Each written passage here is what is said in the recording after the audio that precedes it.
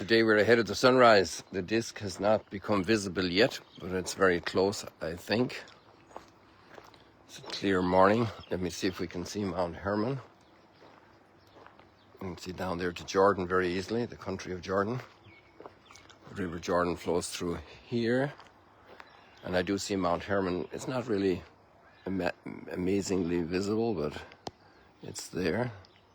So visibility isn't at its maximum, but it's pretty good. In the middle of the screen, just over that hill there, you have a little grey piece, like a loaf of bread sticking up there. Oops, I did something wrong here. Oh, you know what I think I did? I think I didn't do the Wi-Fi. Let me check if I didn't do the Wi-Fi.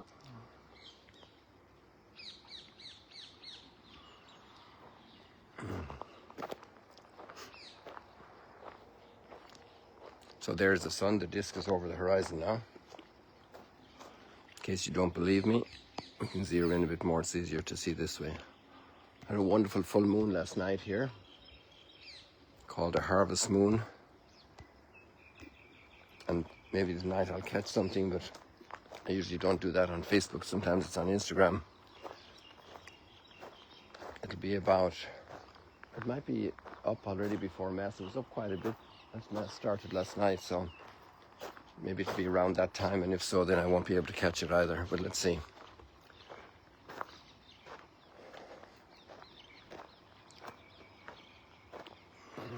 It's just a lovely morning. The birds are busy. Some of our pilgrims are here. We have a group from Texas and a group from Virginia. Wow, that's beautiful, isn't it? A golden window.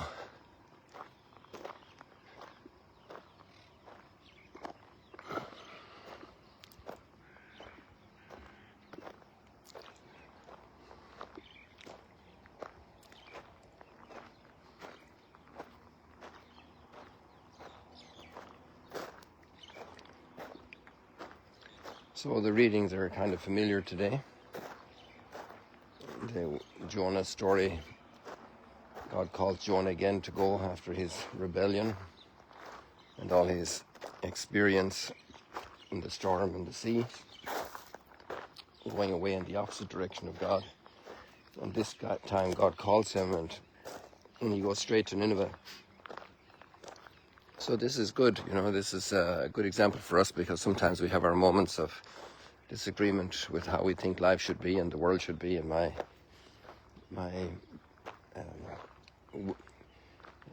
desires and wishes should be.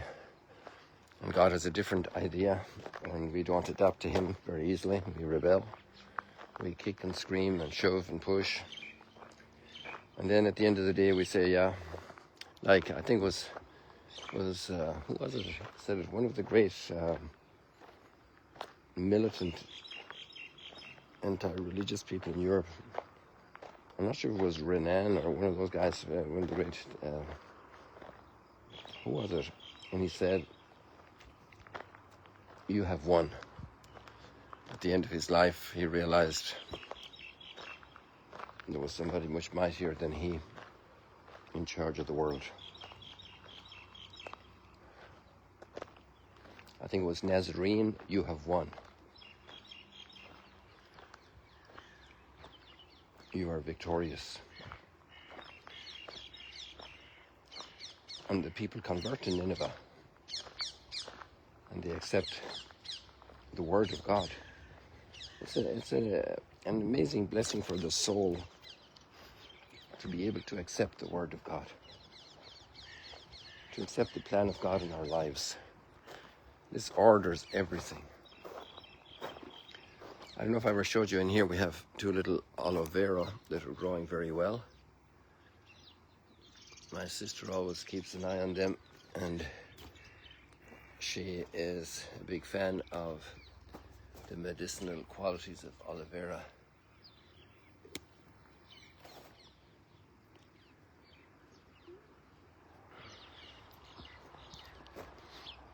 And the medicinal qualities of the Word of God for our well-being, for our societies, for our own personal lives, to learn to do God's will, to learn to accept God's will. It's key. It's absolutely key. It's the way to go. It's what we should be doing. It's how we should live. To listen to the Word of God. And sometimes it takes conversion.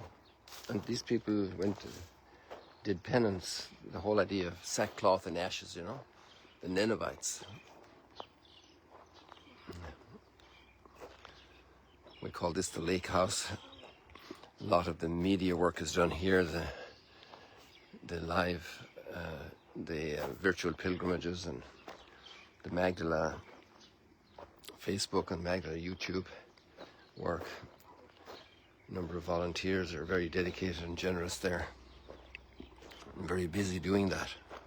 And we're all good at being very busy. We have lots of tasks to do. And we could be a little bit like Martha in today's gospel.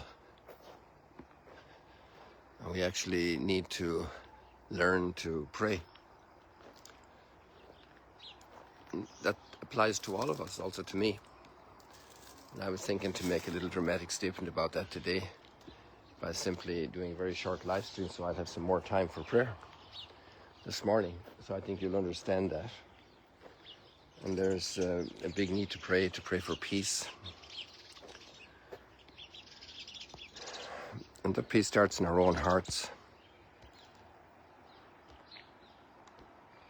And this is a beautiful opportunity for that. Martha was very busy and Mary was at the feet of Jesus. I heard a commentary this morning where the question asked was, maybe the Martha and Mary are inside of us, and the Martha inside of us saying, I have to do this, I have to do this, and we postpone the prayer. That happens to priests as well. Happens to sisters. Maybe it even happens to cloistered people. Yesterday we had St. Bruno. He founded the Carthusians, and they're extraordinarily dedicated to silence and prayer. It's an extraordinarily important contribution to world peace and world well-being, the well-being of humanity. Our doing world doesn't appreciate that, but it's a fact. And for us to learn to go into a prayer mode every day, because we have time to do distractions, but to have time to focus on the essential meaning of life and the essential presence of God in our lives, to be there with Him, to have the opportunity to have personal audience with Him.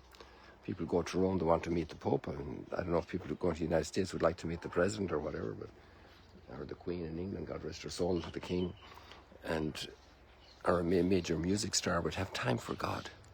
Have time to meet with God every day. You have your own personal private audience. What a great idea. What a great way. And there are people who do that, and it's brilliant watching them. It's just amazing. People, God bless you. Have a wonderful day today. See you later, alligators. Let's dedicate a few more minutes to prayer today, and maybe some people are going to dedicate an hour to prayer. Especially when people are a little older and have a little bit more time, and maybe just leave that television out of it for an hour and have an hour for the Lord. Or maybe just grow little by little, but have a resolution to do that. Very, very fruitful in life. Very fruitful. Very fruitful. God bless you. See you later, alligator.